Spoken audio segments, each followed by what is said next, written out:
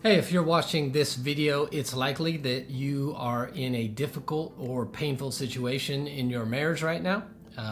Maybe your spouse has given up hope and put you in a position where you're wondering about the future of the relationship. Maybe your spouse has been or is currently in an affair and letting you know they're not sure if they want to try to make the marriage work. Maybe they've just given up hope and decided that they don't want this relationship anymore and they're not in love with you anymore. Maybe they've already moved out, or maybe they're just not willing to do the work and not even communicating with you about the relationship. And if any of those are you, I know how excruciatingly painful that is to be in that type of marriage. And if you're wondering whether you should give up, throw in the towel, or keep fighting for your marriage, this video is for you. I want to give you 3 questions to consider if you are wondering whether you should give up or continue fighting for your marriage. That's today on Relationshots.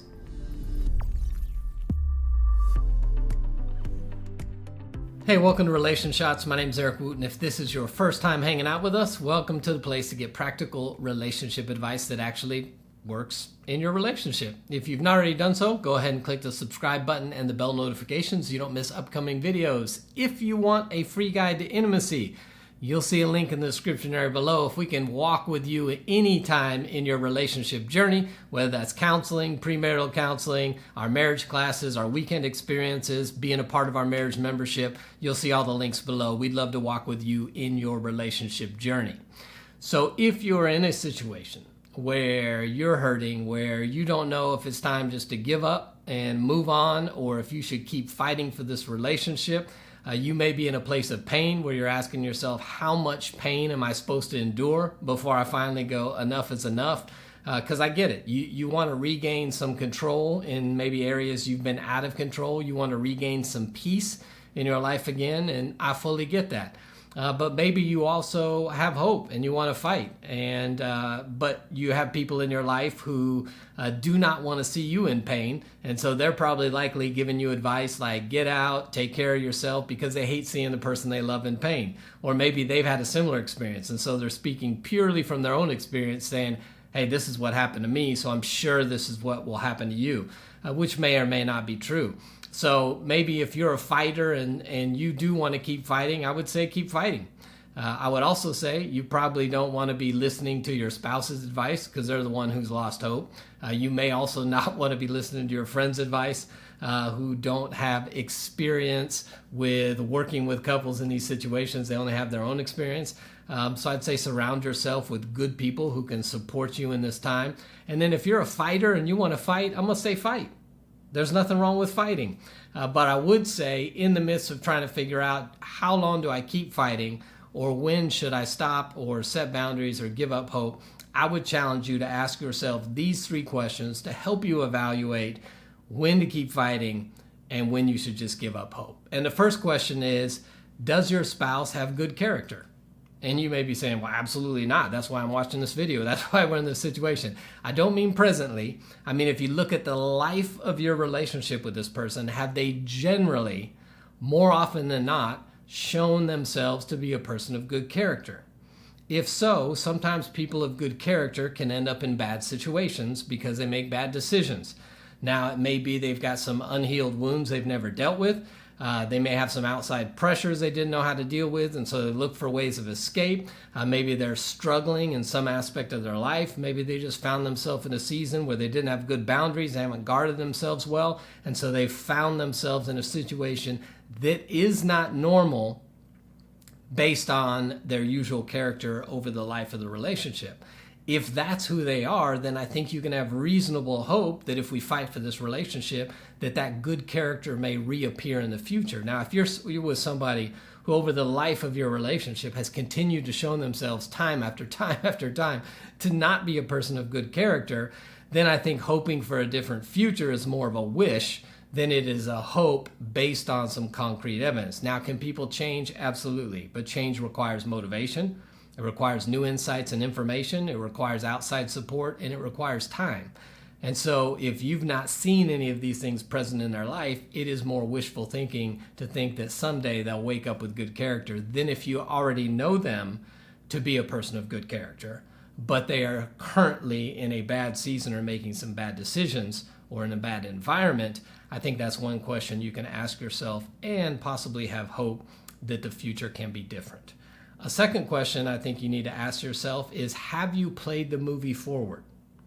Have you thought about what it actually looks like should you decide to break up the marriage and divorce a person down the road? Now, I don't say that to instill fear in you to stay in an unhealthy, toxic, dysfunctional relationship. I say that to say I really want you to think through the consequences of what divorce really looks like. Because what happens often for us is we can see our present pain and it seems wise to get out of our present pain, but if we don't accurately look at the future pain that will come with our decision, I think that's an unwise decision. So we need to think about, what does this look like down the road, 2 years, 5 years, 10 road? What does it actually look like to divorce a person? What is the impact financially? What is the impact relationally? And I don't just mean with them. You do realize when you get a divorce, everybody connected to you is impacted in some way. Friends, family, people are forced to choose sides. And certainly, what is the impact on the kids if you have kids? Again, I'm not saying this to fear or put fear in your place. I'm saying this because I really want you to think through it now, because you often hear the phrase, well, it'd be better for our kids to have parents who are divorced and separated but are at peace and much happier than it is to have two parents who are stuck in the same home in a bad marriage and they fight all the time, as if those are the only two options. There's an option 3, which is to have two parents who figure out their own stuff, who deal with their own stuff, who heal, who work relationally on the relationship, and actually become adults who can interact with their spouse without fighting in front of the kids. There is a third option. But you have to realize that even if you divorce and it seems like a good thing, it impacts the kids. Now, if you look at research, anywhere from 35% to 70%, depending on which research you check out, but it is that percentage of kids of divorce are more likely to divorce when they become adults somewhere down the road. So it does impact the kids. Again, I'm not saying this to produce fear in you, to cause you to stay simply out of fear. I just really want you to think about, if I play the movie forward, here's what it really looks like. Because is it painful to be in this relationship right now? Absolutely. You know what is also painful? Co-parenting. You know what is also painful? That somewhere down the road that your spouse now decides to get involved with somebody else, and not only are you trying to co-parent with your ex-spouse, but you have a different adult who is also parenting your kids, maybe in a style that you don't really like. That is painful as well. So I would challenge you to ask the question, what does this look like down the road? Can you play the movie forward and see what this is really going to look like? And question number 3 is, what have you tried to fix your marriage? Now, you may be saying, oh, we went to counseling one time. Were you consistent? Oh, we've done marriage classes. Okay, did you apply what was in there? Oh, well, we've been to conferences or retreats. Listen, I've talked with a lot of couples over the last decade, thousands of couples. And many couples have tried counseling, have tried retreats, have tried classes, but they have not been the right fit for them, or they have not gone to the depth that they needed to go. So don't think just because you tried something one time and it didn't work well, that there is no point in trying that again. Now, I'm not saying that I know more than the next counselor. I'm sure there's people who have spent time with me and said that didn't work and then actually found success with somebody else. What I'm saying is, just because you've tried once or tried twice in certain avenues or certain venues does not mean it's not worth trying again with somebody new. Oftentimes we go find a counselor for our marriage who's not qualified or good at couples counseling. Couples counseling is a completely different program than individual counseling. Many of the theories that counselors are trained in that work well with individuals do not work with couples. So if you're going to get couples counseling from a counselor that specializes in couples, or that is an LMFT, licensed marriage and family therapist, as opposed to just an LPC, which is what I am, but an LPC who is not experienced in working with couples. So make sure that you're finding somebody, whether it's a reference from a friend, ask around, do some research. But I would say it's a shame to not give something at least one more shot, even if you feel like I've given it 100 shots, to know that you did everything you could do in order to try to fix the marriage. And if you've not done anything consistently, then I don't think you really have a good bar to measure whether or not change could happen in the relationship.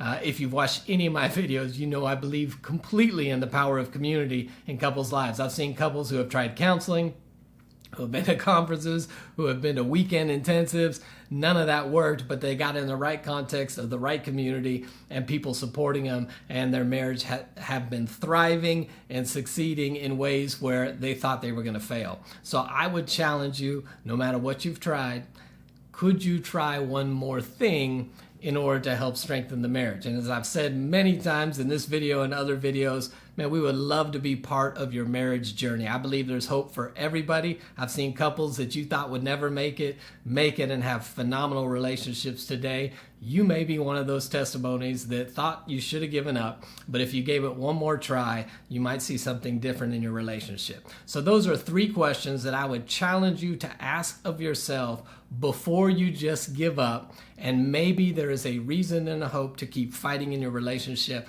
I believe in relationships. I believe in fighting for marriages. That's why I do all the stuff I do. That's why I do free YouTube videos, why I do free podcasts, why I provide so much content to help couples in their relationship, is because I believe every marriage has a chance to succeed if they get around the right people and the right environments, and they're committed to walking the thing out. So I would love to hear your thoughts on these 3 questions, maybe your journey and your experience. Drop a comment in the comment section below. If we can do anything to help you in your walk, I promise you, be a part of our marriage membership community.